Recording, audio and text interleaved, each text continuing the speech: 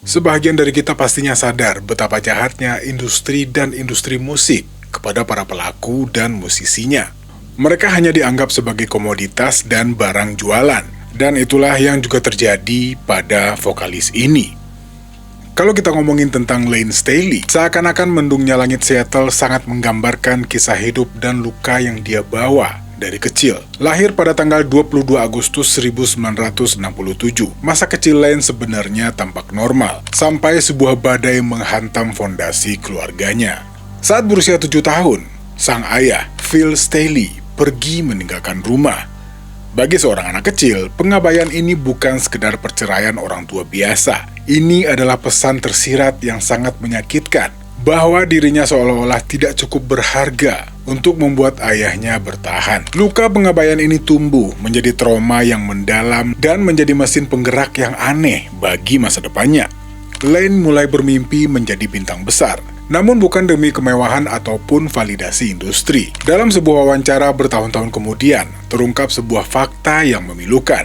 Layne percaya jika dia menjadi cukup terkenal, ayahnya akan melihat fotonya di majalah atau televisi, dan berharap akhirnya bisa memutuskan untuk kembali pulang. Musik bagi Layne awalnya adalah sebuah undangan terbuka, sebuah suara yang dia nyalakan, agar ayahnya yang hilang bisa menemukan jalan pulang.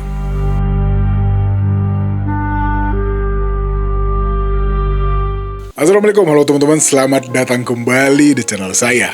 Oke, di video kali ini kita bakal bahas sebuah vokalis yang boleh dibilang ya silahkan nilai sendiri lah. Gimana kiprahnya bersama Alice in Chains. Bener gak sih bacanya? Alice in Chains. Alice in Chains. Yuk, kita lanjut videonya. Memasuki masa remaja di Samuelson High School, Kirkland, Layne tumbuh menjadi sosok yang terasing di tengah keramaian. Meskipun teman-temannya mengenal dia sebagai pribadi yang humoris dan jenaka, yang selalu punya lelucon cerdas yang bikin ruangan meledak tawa. Tapi, ada kabut melankolis yang selalu menggantung di matanya. Sebuah ruang kosong yang tidak bisa diisi oleh siapapun. Bahkan, sang ibu, Nancy, yang juga membesarkan Layne dengan keluarga barunya, gak bisa mengisi kekosongan ini. Pada awalnya, Layne mulai bereksperimen dengan berbagai band lokal di scene underground Seattle yang mulai bergejolak pada saat itu, mencari pelarian dari kenyataan hidup yang getir melalui teriakan dan distorsi gitar. Dan informasinya, pada awalnya Layne ini bukan sebagai gitaris ataupun vokalis, tapi di awal kehidupan dia bermusik, Layne malah bermain drum. Oke, kita lanjut. Titik balik yang sesungguhnya terjadi di sebuah gudang latihan kumuh di pinggiran Seattle yang bernama Music Bank. Tempat ini jauh dari bayangan studio rekaman yang bersih, kompleks, dan boleh dibilang layak. Music Bank adalah bangunan industri yang dingin, pengap, rawan kejahatan, dan dipenuhi oleh anak-anak muda yang merasa dibuang oleh masyarakat. Disinilah mereka tinggal, berlatih, dan bermimpi di tengah tumpukan kabel dan debu. Di tempat inilah Layne bertemu dengan Jerry Cantrell atau Jerry Cantrell. Kalau salah silakan dibenerin di kolom komentar ya. Oke, seorang gitaris berbakat yang juga baru saja kehilangan sang ibu. Pertemuan ini adalah sebuah takdir yang kelam. Bayangkan, dua pemuda yang sama-sama hancur, tinggal di dalam gudang tanpa akses air bersih yang layak, dan seringkali tidak memiliki uang untuk sekedar membeli makan siang. Mereka tidak sedang merencanakan untuk menjadi jutawan ataupun ikon dunia. Mereka hanya ingin mengeluarkan rasa sakit yang sudah terlalu penuh di dada mereka. Di Music Bank, mereka hidup dalam kemiskinan yang nyata, namun memiliki ambisi artistik yang cukup liar.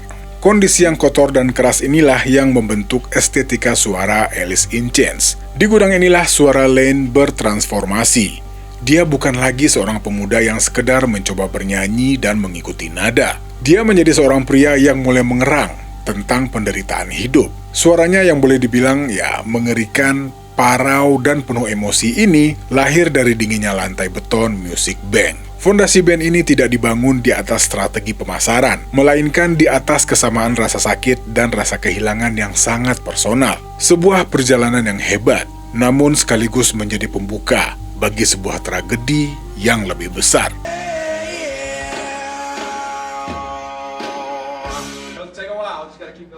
That's the idea. Work on one. Work on that tune then. You get my left kick? Another day at practice.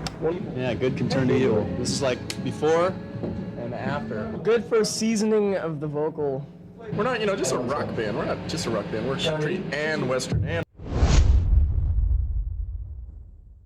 Singkatnya, setelah berbulan-bulan bertapa dan menggodok sound mereka di gudang Music Bank, pada tahun 1990, dunia pun dipaksa untuk berhenti sejenak demi memperhatikan apa yang dibikin oleh para anak muda ini. Lewat album debut mereka yang berjudul Facelift, Alice in Chains meletakkan batu pertama bagi sejarah musik grunge di kancah arus musik mainstream. Pada saat band-band Los Angeles masih sibuk dengan hairspray, pakaian kulit mengkilap dengan lirik-lirik lagu yang banyak menceritakan tentang pesta pora dan kehidupan bebas, Len Staley muncul ke permukaan dengan teriakan yang terasa seperti nafas terakhir seorang pria yang terjepit di antara dinginnya tembok beton.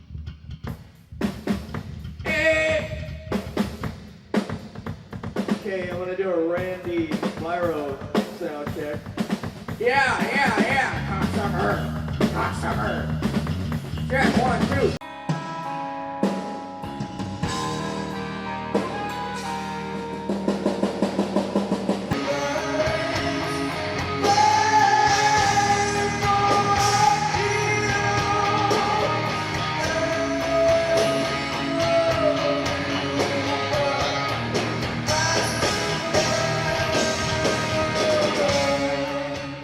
Lagu Man in the Box bukan sekedar hits di radio. Ini adalah bukti otentik betapa dahsyatnya jangkauan vokal Len Staley. Dia memiliki kemampuan langka untuk memadukan harmoni yang indah dengan geramanya yang mencekam. Dan teknik ini bakal banyak ditiru oleh ribuan vokalis setelahnya.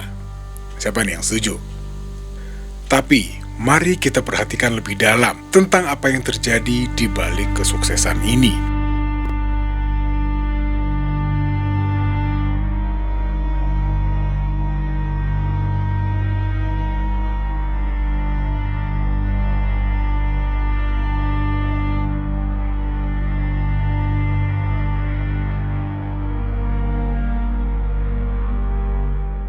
Popularitas membawa satu hal yang paling dibenci oleh Len, yaitu sorotan tanpa henti. Sebagai pribadi yang dasarnya emang udah tertutup dan memiliki keraguan yang cukup besar, Len Staley merasa tidak nyaman menjadi wajah atau juru bicara bagi generasi yang sedang gelisah. Di sela-sela jadwal tur yang melelahkan dan tekanan industri yang menuntutnya untuk selalu tampil sempurna sebagai komoditas, sebuah lubang baru mulai tercipta di dalam jiwanya. Penggunaan narkoba, khususnya heroin, mulai merayap masuk ke dalam hidupnya secara perlahan tapi pasti. Pada awalnya, substansi ini mungkin dianggap sebagai alat bantu atau obat penenang untuk mengatasi rasa cemas berlebihan sebelum naik ke atas panggung. Tapi heroin memiliki sifat yang sangat licik. Zat ini memberikan ketenangan semu yang perlahan-lahan merampas hak milik Len atas tubuh dan pikirannya sendiri.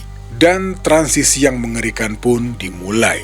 Publik melihat seorang vokalis yang penuh energi dan karisma di atas panggung, tapi di belakang panggung, Len mulai bergantung pada obat tersebut hanya untuk merasa normal atau sekedar hanya untuk berdiri. Ketenaran yang dia harapkan bisa membawa ayahnya kembali, justru membawanya ke dalam pusaran ketergantungan yang akan menjeratnya seumur hidup.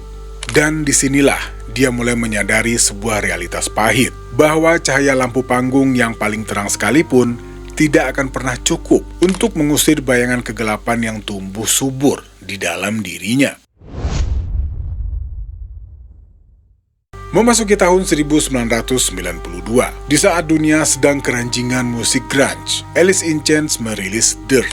Dan kalau kita ibaratkan Facelift adalah sebuah perkenalan yang cukup eksplosif, maka album Dirt adalah sebuah anomali sekaligus dokumen otopsi yang mengerikan. Di saat band-band lain mungkin masih menulis tentang cinta, kebebasan, atau kritik sosial yang umum, Len justru menulis sebuah manual yang sangat jujur tentang kehancuran akibat ketergantungan narkoba. Oke, mari kita bedah momen ini lebih dalam. Bayangkan kalau kita berada di atas panggung di depan 50.000 penonton, yang pastinya memandang dengan kagum beserta puji-pujian mereka. Dan secara bersamaan mereka meneriakkan lirik lagu seperti Junkhead atau Godsmack dengan penuh semangat. Tapi yang mereka nggak tahu adalah, di balik semua gegap gempita dan keriuhan ini, mereka tidak menyadari atau mungkin gak mau tahu bahwa yang kita nyanyikan bukan hanya sekedar lirik lagu, tapi ini adalah sebuah jeritan minta tolong, sebuah pengakuan dosa yang dilakukan di bawah lampu sorot. Ada sebuah fakta yang sangat mengganggu selama periode tur album Dirt.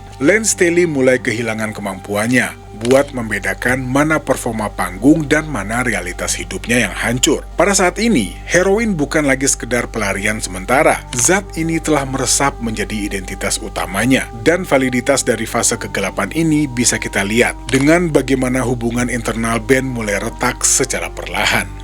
Jerry Cantrell, sang gitaris, seringkali harus memikul beban lebih berat dalam menulis musik dan lirik karena Layne sudah terlalu jauh tenggelam di dalam kamarnya, terisolasi oleh rasa sakit dan kecanduannya sendiri.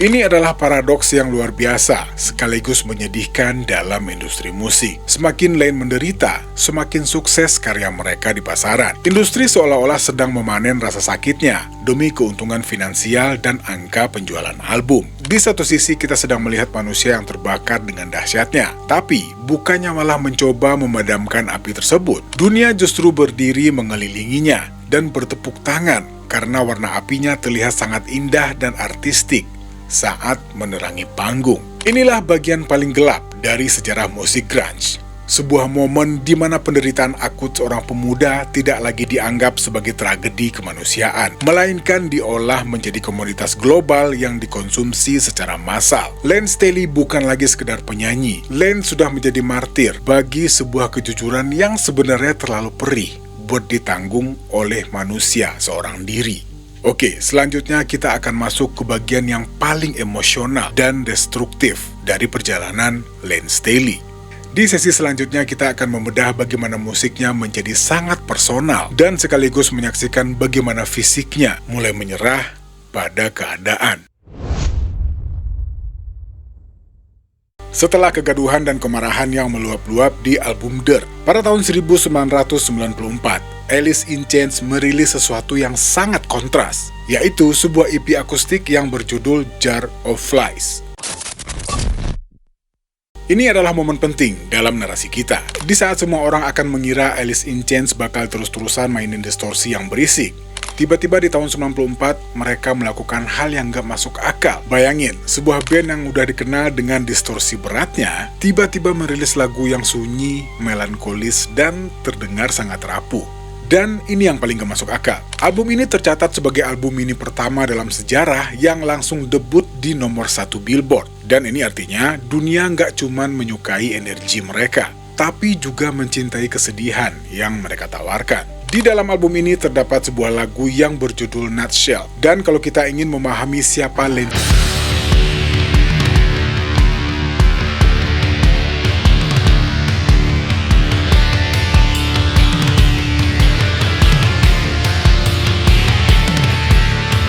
dari barisan kata puitis, melainkan sebuah ramalan tentang isolasi total yang akan segera dia alami. Di fase ini, Layne sebenarnya sedang berada di persimpangan. Ada sisi dari dirinya yang masih sangat kreatif dan lembut. Namun, di sisi lain, kecanduannya mulai merubah fisiknya secara drastis. Dia mulai kehilangan berat badan secara signifikan, dan kulitnya mulai terlihat pucat pasi.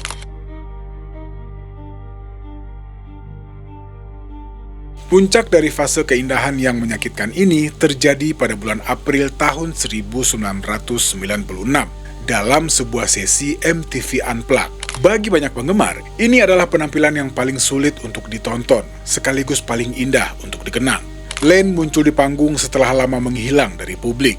Dia memakai kacamata hitam pada waktu itu untuk menutupi matanya yang cekung dan baju lengan panjang untuk menyembunyikan bekas luka suntikan di lengannya. Di sepanjang konser ini, kita bisa melihat betapa rapuhnya Layne. Dia sesekali salah lirik dan terlihat gugup, seolah-olah dia sedang berjuang untuk tetap terjaga. Tapi, ketika dia mulai bernyanyi, suaranya tetap memiliki kekuatan yang sanggup merobek hati siapapun yang mendengarnya. MTV Unplugged bukanlah sekedar konser. Itu adalah sebuah upacara perpisahan yang disiarkan secara nasional. Dan momen itu adalah momen terakhir kalinya dunia melihat Layne Staley sebagai seorang superstar. Sebelum akhirnya dia benar-benar memutuskan untuk menutup pintu dari dunia luar.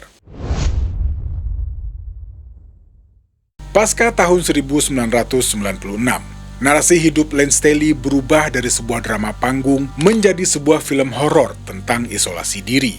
Mulai dari kehilangan tunangannya, Demri Parrott, karena overdosis di tahun tersebut, menjadi pukulan terakhir yang mematikan semangat hidupnya. Len benar-benar menarik diri. Dia membeli sebuah kondominium di Seattle dan jarang sekali terlihat keluar. Dan mari kita bedah apa yang terjadi selama tahun-tahun terakhir yang misterius ini. Pertama-tama, mungkin kita bisa ngebayangin, seseorang yang dulu dipuja oleh jutaan orang, kini hanya menghabiskan waktunya dengan bermain video game, melukis, dan menggunakan narkoba di dalam ruangan yang redup. Dia menolak bantuan dari teman-teman bandnya, bahkan dia menolak bertemu dengan Jerry Cantrell.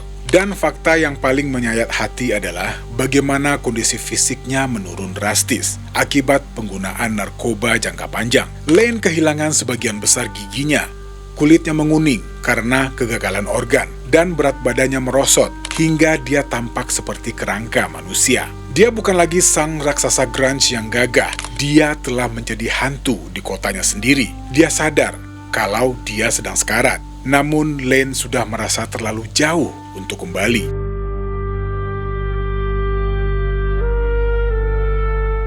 Hingga akhirnya, pada tanggal 19 April tahun 2002, dunia dikejutkan oleh berita penemuan jenazahnya. Polisi mendobrak pintu rumahnya setelah tidak ada kabar darinya selama 2 minggu. Mereka menemukan Len di atas sofa, dikelilingi oleh peralatan narkoba dan TV yang masih menyala. Pada saat ditemukan, jenazahnya dikabarkan hanya seberat 40 kg. Dia diperkirakan meninggal pada tanggal 5 April, tanggal yang sama dengan kematian Kurt Cobain 8 tahun sebelumnya. Kematian Len Staley tidak terjadi dalam sebuah pengumuman besar. Len perlahan-lahan menghilang bagaikan sebuah lilin yang sumbunya perlahan-lahan mulai habis terbakar di dalam kesunyian. Dia pergi tanpa ada siapapun di sisinya. Sebuah akhir yang ironis bagi seseorang yang suaranya pernah menemani kesepian jutaan orang di seluruh dunia.